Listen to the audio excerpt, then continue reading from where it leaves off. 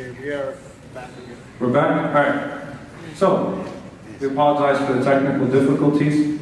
Abu Dhar radiallahu ta'ala anhu, what makes his case so perplexing is that Abu Dhar radiallahu ta'ala anhu was a black Arab. So he came from the tribe of Ghifar, Jundub al-Ghifari radiallahu ta'ala anhu, and his tribe was known for being bandits. Now Abu Dhar radiallahu ta'ala anhu himself did not rob anyone, so he had good character before Islam.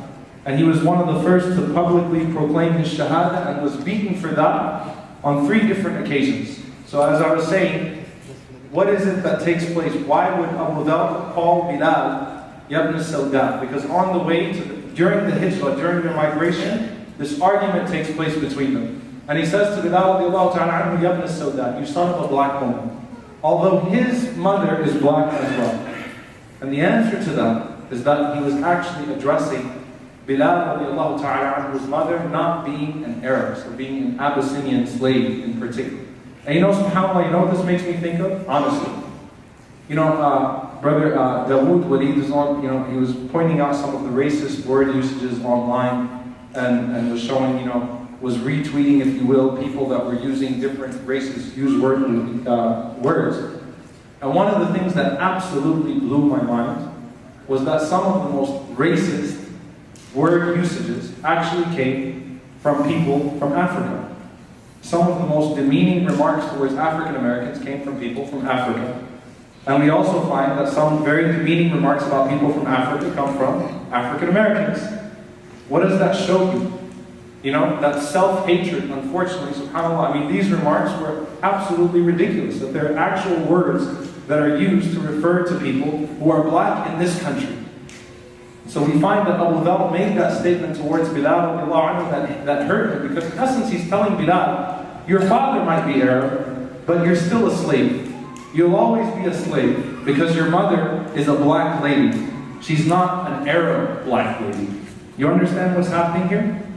Now Bilal radiallahu ta'ala anhu was very hurt by that. When Rasulullah found out about that, Rasulullah sallallahu alayhi wa sallam, he said to Abu Dhar, you still have within you the traits of Jahiliyyah, traces of Jahiliyyah, the days of ignorance. Abu Dhar radiallahu anhu went back to Bilal radiallahu ta'ala anhu. He put his face in the ground. And this is his tawbah. He put his face in the sand. And he said to Bilal, step on my face. So subhanAllah, I mean, you're seeing the sincerity of his repentance. Oh Bilal, go ahead and step on my face. Go ahead. And of course, Bilal radiallahu ta'ala anhu showed ihsan. And Bilal radiallahu anhu came down to Abu Dhar radiallahu ta'ala anhu. He kissed his cheek. And they embraced, and subhanAllah, that was done. But very interestingly enough, listen to this narration. This narration is from Ma'rur radiallahu anhu. Ma'rur in Sahih al-Bukhari. He says, I once saw Abu Dhar radiallahu anhu. This is after the death of the Prophet ﷺ. And he was wearing a burd. He was wearing a burd, like a very nice mantle. And he had a servant who was wearing the exact same thing.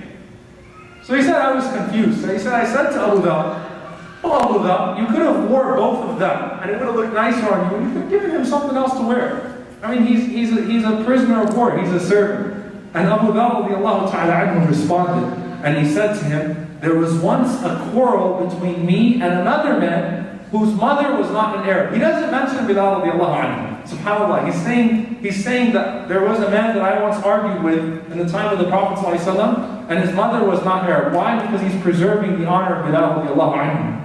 He says, and I called her bad names. I said something about his mother, and the man complained about me to the Prophet ﷺ, and Rasulullah ﷺ said to me, do you abuse so-and-so? And I said, yes. And he said, did you call his mother bad names? I said, yes. And Rasulullah ﷺ said to me, you still have traits of ignorance inside of you.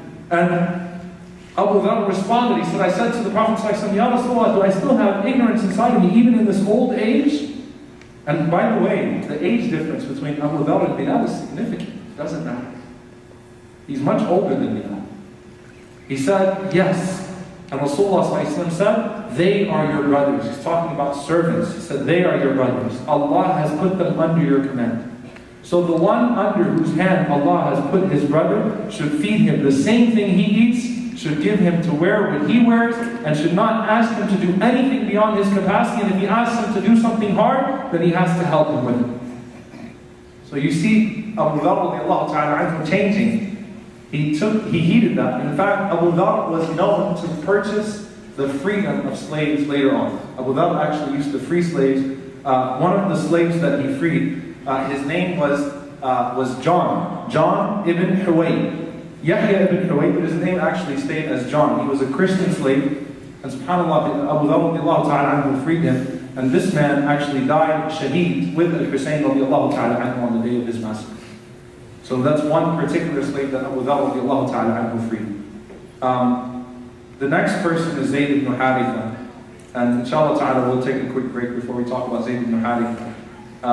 Inshallah I'll do one more session inshallah ta'ala afterwards, and we'll take a 10-minute break right now. So we'll take a break until 3 o'clock, and we'll talk about Zayd ibn Haritha, Ayman, Ubadat ibn Samit, Usama ibn Zayd, Mihja, Ali Yasir, and then inshallah ta'ala Imam Khalid Griggs will take over inshallah ta'ala with the life of Malcolm X. So jazakallah khairan to all of you who are tuning in. Can I just make one quick announcement inshallah? You all know alhamdulillah rabbil alameen that we do all of this for free, but lillahi alhamd. We don't charge money because we want all of this to be accessible to everybody.